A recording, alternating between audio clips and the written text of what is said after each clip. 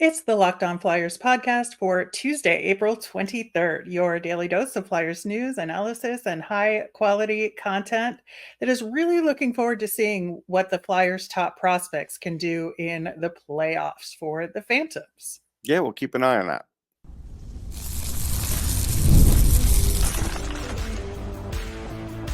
You're Locked On Flyers, your daily podcast on the Philadelphia Flyers.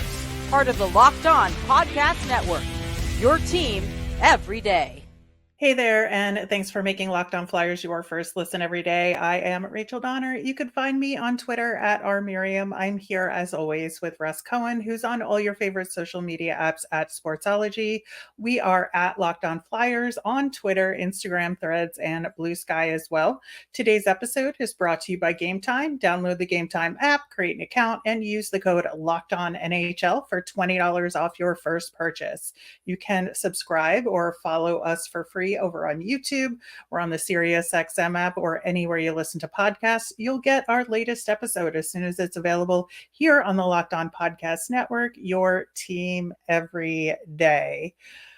So the Phantoms have made the playoffs in the AHL, which is wonderful. We talked a little bit about it yesterday. We're going to get into that in depth and how they did it and preview their series against Wilkes-Barre Scranton later in the show. But I think, from a Flyers and organizational perspective, it's important to look at some of the top guys who got time with the Flyers this season. They've been sent down to the Phantoms for the playoffs, and how their season went overall, given their borderline status, and then what they can do to prove it in the playoffs here for the Phantoms. Yeah, that's all stuff that you want to look at, and I think it's a good time to look at it. And I kind of wish these series were longer. 3-game series, not great, not a great proving ground, but it is what it is.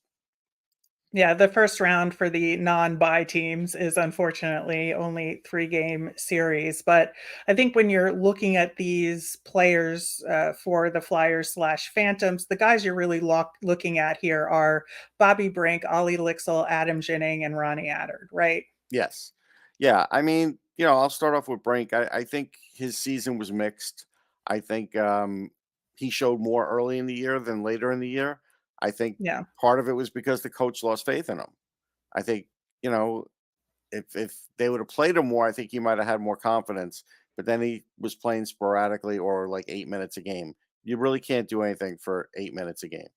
Right. And I think that, he took his time with the Phantoms and used it really well, though. Mm-hmm. I think that of anybody, I think he was the most dedicated to given the hand he was dealt, he was going to take advantage of it. And when he went down to the Phantoms for that brief time, he was very successful.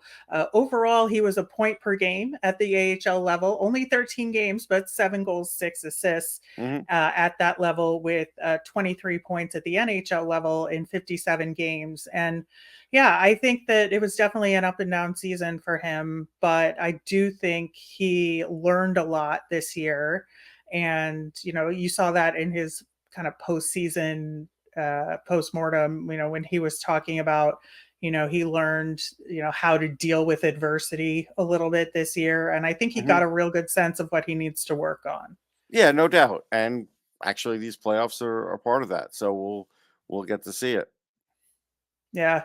Olle Lycksell, looking at his stats, he, I think, got more games than some of the other guys did, than the defenseman who got the call up. He had 18 NHL games this season, 38 at the AHL level. And he was very successful at the AHL level with 39 points in those 38 games. But when he was up with the Flyers, just under 10 minutes average time on ice there. Yeah, I mean, 957's not a lot. And again, sporadic play. Like here, it's like 326, 328, then 45, 46, 49. Some of those are days off in between. Some of them are just in play. And so, to end the season. So it's like, I felt like he did well. I mean, the fact that he had 5 points is pretty good considering He only got to put up 29 shots, and he only took 45. I think he did well. I actually think he was underutilized. He should have been playing Yeah, Cam Atkinson for months. yeah, really interesting. And if you look at his AHL only stats, which again, to your point, was very sporadic. Yeah. He played in 12 AHL games since January 1st. And in those 12 games, 7 goals, 11 assists. Yeah, he was definitely, I don't want to say too good for the AHL, but almost too good for the AHL. And then there was a point where he played a few games and you could see he was getting close, couldn't finish. But then when he did well on the power play, he got sat the next game. So that was not good. That wasn't good for him. Right. And so I think he's a guy that just made the best of, again, like Bobby Brink, but in a different way, made the best of his situation. And I think he's, as far as the borderline guys go, we've talked about it. He just should have a legitimate shot. Yeah, I mean, he should be right there in roster. camp and playing the full preseason, as far as I could see. Yeah, so we're looking for him to lead the way, I think, in the playoffs Yes. here for the Phantoms. So that is going to be his assignment. And then you look at the defensemen here. Ronnie Attard had 12 NHL games this season with 2 assists to show for that. And then he had 48 games at the AHL level, 27 points there. That's pretty solid. It is. And I know it's defensemen always have more time on ice. So he averaged 15-23 time on ice with the Flyers. And I think he was used pretty solidly when he was in the lineup. It's When just, again, yeah. Yeah, I think, he, along with these other guys, suffered from sporadic play a little bit, but I do think he is the kind of guy that's going to take the assignment he's given and run with it. And I think as the season progressed, I would say both at the AHL and NHL level, whenever he was playing at either place, really started to get a little bit more aggressive offensively and more confident with his ability as a playmaker. And I think that is the big takeaway for me about Ronnie Attard this season. Yeah, there's no doubt. I mean, also, I think it's important that in those 12 games, he only took 6 PIMs. So that's really good because, a less, experienced defenseman might start taking more penalties. He didn't. So I feel like he was very valuable. He had 14 blocks, 22 hits. His takeaways were way better than his giveaways. If you look at his numbers, you scratch your head and you say, why wasn't he in the lineup, basically? There's no reason Erik Johnson should have played ahead of him. I don't care if he's a veteran or not. It doesn't matter. Attard showed that he could play at the NHL level, like he just did. And he never even got on the power play. Maybe he was on it once, on the second power play, and that's something he could really do too. So that's where he would be able to get points from, but he just wasn't able to because, coaches didn't put him there. Yeah, I think that was, again, one of the big mistakes from this season that, they talked about the power play as being weak and they obviously know they need to fix it. This is a solution that they never tried. Right. And I think that is really interesting, just first off from an observational standpoint. But also I think that, if there's just anything that we see, it's that the Phantoms power play is much better when Ronnie Attard is there. And they went through a horrible dry spell. We'll get into it. But I think that not having Ronnie Attard at the Phantoms hurt the Phantoms power play. And if that's not, exhibit A for what he can do to help you, then I don't know what is. Yeah, there's no doubt. I mean, that we all could see that for any game that you watched of the Phantoms without him. There's no question they missed him big time. Yeah, absolutely. His D partner, or his hopeful D partner for now and for the future, Adam Ginning, I think he had much more limited opportunities at the NHL level. He played in 9 games, did get his first pro goal. So that was good. Very, very exciting for him. And in 58 games with the Phantoms, he had 15 points overall, 2 goals, 13 assists. But again, he's not like a scorer guy. No. He's just a solid defenseman that I think is turning into more of a, full ice defenseman than he was before. I would say he was purely a defensive defenseman, and now he's starting to activate offensively a little bit, but he's real solid with the breakout passes. And I think that he just sort of increased those skills and was able to adjust to the timing at the NHL level a little bit this year. And I think that was his big step forward here. Yeah. And I told people I felt like it was just a processing thing. And I think, I think that that's really what it was. He really, he did well. I mean, he didn't take a single penalty, which is really good. He had 18 hits, which again, 18 hits in, what did he play? 9 games? Yeah. Yep. So he had 18 hits in 9 games. I mean, yeah, Eric Johnson had more hits, and he had 9 blocks in 9 games. Eric Johnson did not. Well, actually, he did average a little more than a block a game. So it's like, if you tell me that these two guys shouldn't have played the last 15 games, I will argue with you, because I'm telling you that when they played together, they were good. Yes, was the losing streak happening with them on there? Yeah, but it wasn't their fault. There were a lot of other things going wrong. But you could have been, I felt like the Flyers could have been way ahead of the game playing these guys together. Now, if these guys don't play together in Lehigh, then I don't know, something's wrong. Right. Well, we'll get into that when we preview their playoff series and what we'd like to see from the lineup, but that is definitely one of them. The Phantoms did clinch the playoffs this past weekend. We'll get into how the weekend went and what clues that might give to the playoffs coming up next.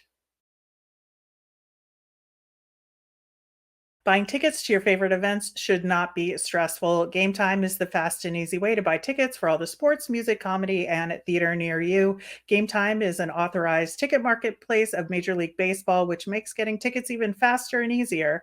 Prices on the Game Time app actually go down the closer it gets to first pitch. With killer last-minute deals, all-in pricing, views from your seat, and their lowest price guarantee, Game Time takes the guesswork out of buying MLB tickets. My favorite part of the Game Time app is that it's great for getting notified about those last minute flash deals. Plus, you can save even more with zone deals, where you pick a section, let Game Time choose the seat, and all in pricing. So there's no surprise fees at checkout. Also, your tickets are sent directly to your phone, so you never have to dig through your email. Take the guesswork out of buying tickets with Game Time. Download the Game Time app, create an account, and use the code LOCKEDONNHL for $20 off your first purchase. Terms apply. Again, create an account, redeem with the code LOCKEDONNHL for $20 off. Download Game Time today. Last minute tickets, lowest price, guaranteed. The Locked On NFL mock draft is available now. Find the ultimate 6-episode series on Locked On NFL Draft to hear who the local Locked On experts are picking for every NFL team, with live reactions from local college football experts and even the fantasy football angle. The Locked On NFL mock draft available now on Locked On NFL Draft on YouTube or wherever you get your podcasts. We'll be answering your mailbag questions on the Wednesday show, so get those in. You can email us at lockedonflyers@gmail.com, send us a message on Twitter, or comment on our YouTube channel. So the Phantoms clinched the playoffs with a 3-0 shutout of Bridgeport on Friday. So they wound up 6th in the Atlantic Division, the last and final spot available, but they did it. As we know, the Phantoms got Attard, Jennings, Lycksell, and Brink back, who we just talked about in the first segment. But at the same time, the Reading Royals were eliminated from the playoffs, or eliminated and didn't go to the playoffs at the ECHL level. So it was a confluence where 12 guys were added to the roster all at once. So you had those 4 guys coming down, and then you had coming up from the Royals, Mason Millman, Will Smolik, Matt Brown, Jacques Bucco, Tyler Gratton, Parker Gahagan, and then, of course, we added Massimo Rizzo to the squad. So that's a lot of people for very few spots here. Yeah, I mean, most of them aren't going to play, obviously. Right. So interestingly, Rizzo did not play this entire weekend. I think that, if you're saying, oh, he needs to practice and needs time, I don't think that's valid. If you're kind of throwing him a bone by giving him some additional money because you can't do that with the 2-year ELC, I get that as well. Just as kind of a under the table bonus, completely reasonable theory. But you I also, you might as well play him. It's just that's the thing, is that he's a good especially player. the Friday game, I was really surprised he didn't play because they clinched on Friday. On the Saturday game, they just put everybody else in the lineup to give the main guys a rest, which was the right thing to do. But Right. why not put Rizzo in that Right. game? That was what was confusing to me. But we saw Bucco and Gratton get their first AHL starts in that game, which is good. The only real downside here is Samu Tuomala got hurt last weekend versus Bridgeport, so he's out for the weekend. There's no timetable for his return, so that's really disappointing for him. Yeah, that's a missing shot on the power play. I mean, that's the biggest thing for him. And yeah, he hasn't been playing great, but you still miss a shot. Right. So the only other thing of note is Alexei Kolosov played that middle game, which is the one with all the random people in the lineup. Right. So it was a difficult game for him because it was a lot of people who were inexperienced or hadn't played together in front of him.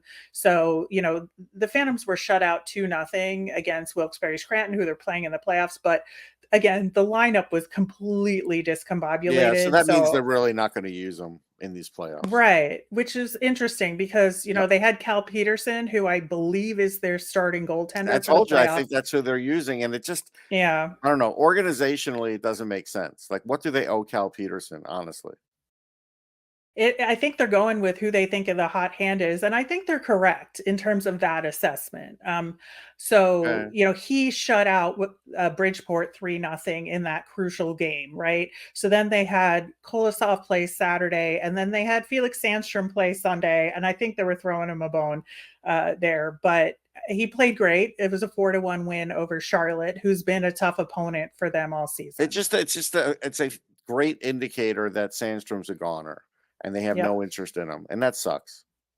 Yeah, it really does. It's disappointing, but it was nice of them, I guess, to give him one last game. Sure, whatever. But yeah, we'll see. We'll see what happens with him as far as the future, for sure, moving forward. But we don't know that as of yet with recording. But I would say, other than that, I want to talk about that power play because we just talked about them. Missing Olle Lycksell. Yeah.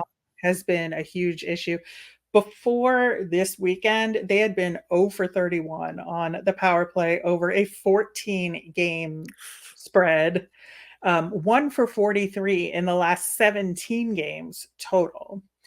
And so you look at the first 2 games from the weekend, the guys weren't they just got back into the lineup on Friday and were really focused on winning. They only had 1 power play in that first game, I believe. So I'm kind of giving that one a pass. But and then it was like the mixed up lineup on Saturday. Sunday, though, when the guys were back in the lineup, and this is a tune-up game, they were 2 for 5 on the power play. Okay, that's acceptable. So, that's something to build off of. That's good. Yeah, so I think that was good. And if you look at kind of who scored those goals, we got a Tanner Lazinski goal on the power play, which again, we cannot say enough good things about Tanner Lazinski. Yeah, I mean, we're probably the only show on earth that talks about him, and rightly so. But we're big fans. So he got a goal and an assist in that game on Sunday, again, which is that important tune-up game. The other power play goal was scored by Cooper Marody, but Tanner Lazinski got the assist on that, Brink with the other assist on that. And so that was good to see. Also, Ronnie Attard and Adam Ginning got the 2 assists on the other 2 goals in that game for the Phantoms. So they were actively involved. And then I think the other big thing that happened this weekend, the miracle of all miracles, Elliot Desnoyers finally scored again. Yeah. And he did so after the healthy scratch from last week. And so he got 2 goals this weekend, 1 on Friday and 1 on Sunday. That's good. I mean, they're going to need them because this is a team that doesn't score enough. And that's my worry for them in the playoffs. So if someone like Desnoyers can get hot, that's fantastic. Yeah, I think that's important. I think it kind of saved a lineup spot for him for the playoffs, honestly. Yeah, I would say it probably did. It was real close there. And I think the scratch and then being successful this weekend was so important to him. And I absolutely think that sealed a lineup spot for him. We'll see. We'll talk about that. But Rizzo should be getting a lineup spot. If he doesn't get a lineup spot, it makes no sense. Yeah. So that's a really interesting question, for sure, which we'll get to in the preview next segment. But I do want to mention Zayde Wisdom because he had been kind of in and out of the lineup and whatnot, and so he got to actually move up the lineup in that middle game where all the guys who don't normally get to play were in. But he was in all 3 games this Okay, that's a weekend, good sign. which was unusual for him. Well, he can play playoff hockey. He's a tough guy. He's good in the corners. He could play that truculent hockey, and then I think you want a guy like that in there, honestly. Yeah, so he got his first assist of the season on Friday, which was weird. He had gotten goals earlier in the season, but just not assists. It was weird. And then he scored in the game on Sunday.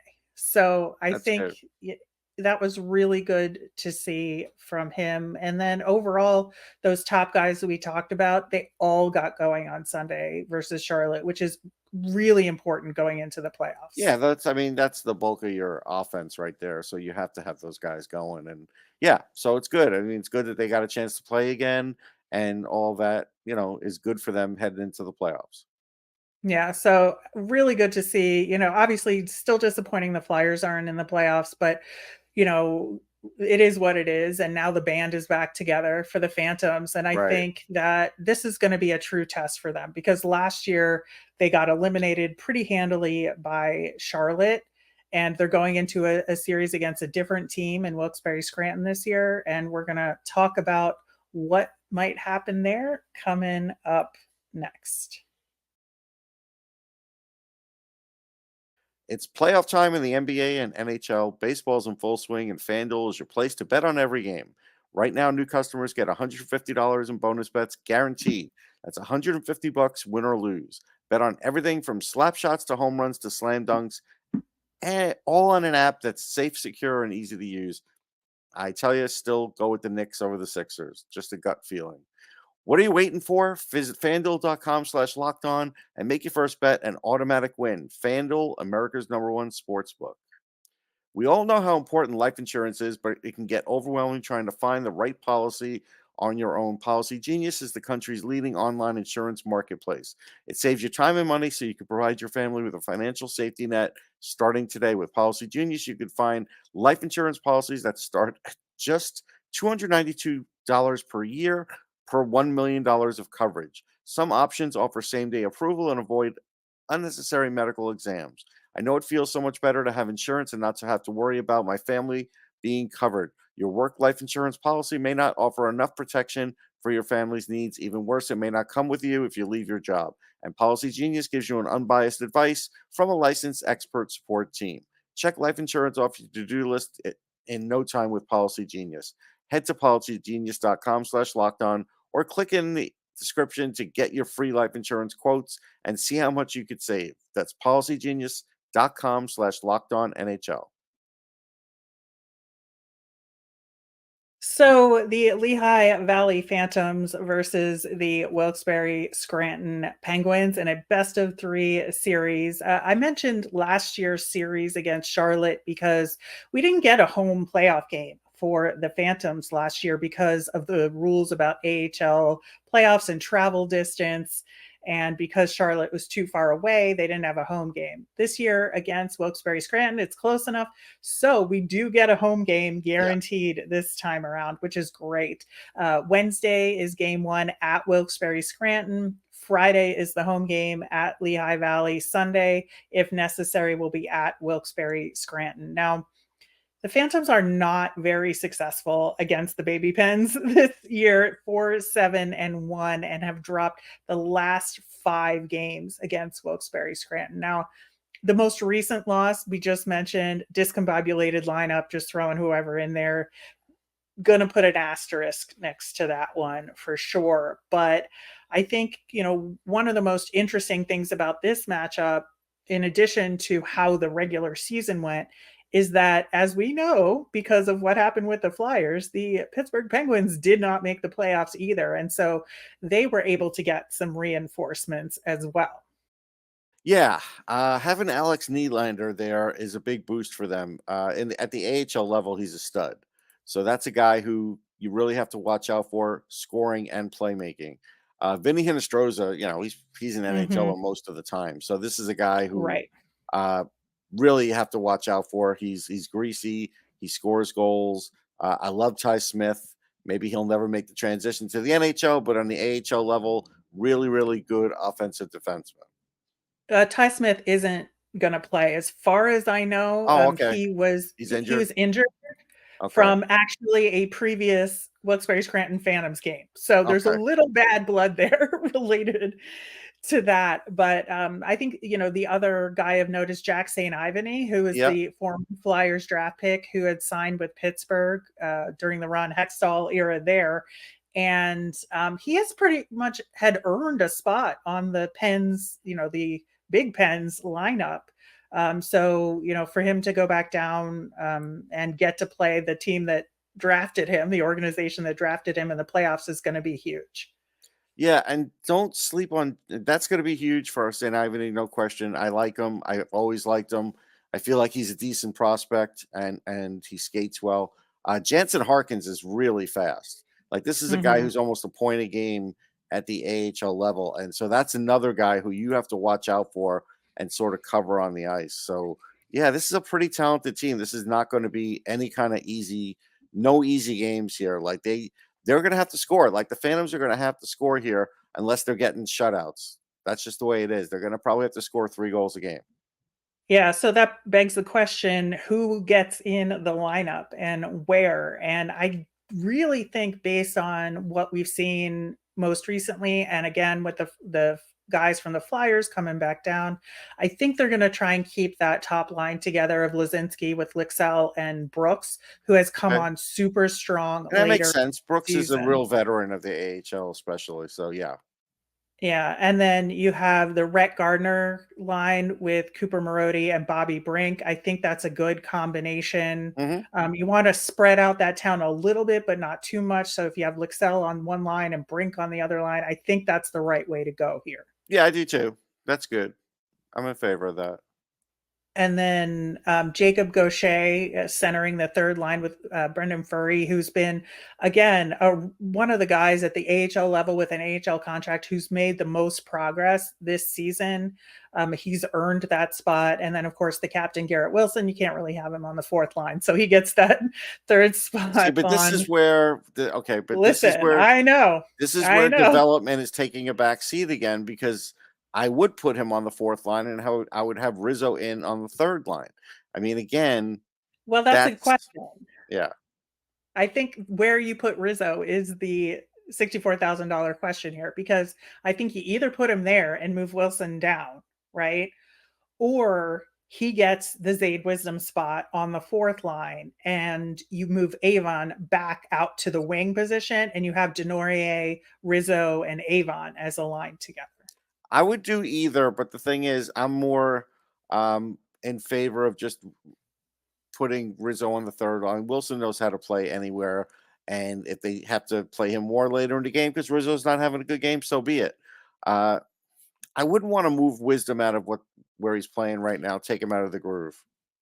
Well, that's the problem is then who do you cut? Because Wisdom's the only one that I can see you can cut from this lineup here. Well, you could cut Avon for a game. I mean, He's not playing great lately. Yeah. Yeah, I suppose so. But I think those are pretty much your options there. Right. No, I agree. I'm playing Rizzo over Avon or Rizzo over Wisdom, but Rizzo over any of them based on the fact on how much he has as far as scoring ability. He should be playing with Brink, but again, they're never going to do that, it seems. So whatever. Right.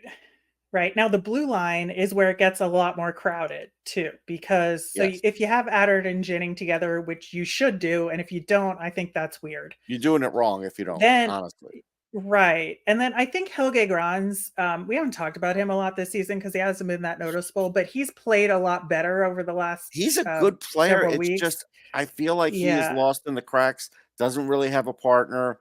I don't think it's a lot of his fault. I don't. No. But so...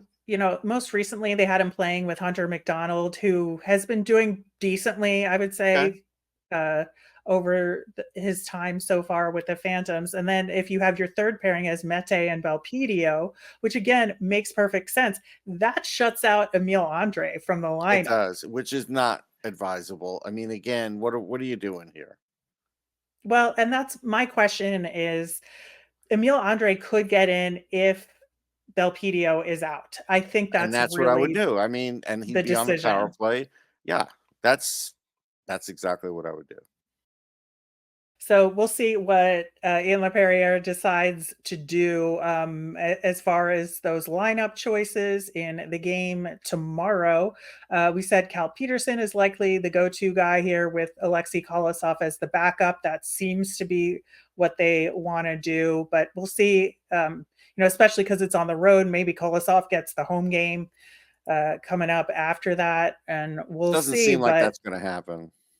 I don't know. Well, I think it'll be an interesting decision for the Phantoms there as well. But that will do it for today's show. On tomorrow's show, we will have kind of an end of season prospect roundup for non-Phantoms players. We'll take a look at them and have your mailbag questions. So send those in via Twitter at Locked On Flyers. You can email us at lockedonflyers@gmail.com or comment over on YouTube. I'm Rachel. I'm on Twitter at rmiriam. That's RMIRIAM. I'm Russ. I'm at Sportsology, SPORTSOLOGY. Locked On has launched the first ever national sports 24/7 streaming channel on YouTube that's now also available on the Amazon Fire TV free TV channels app.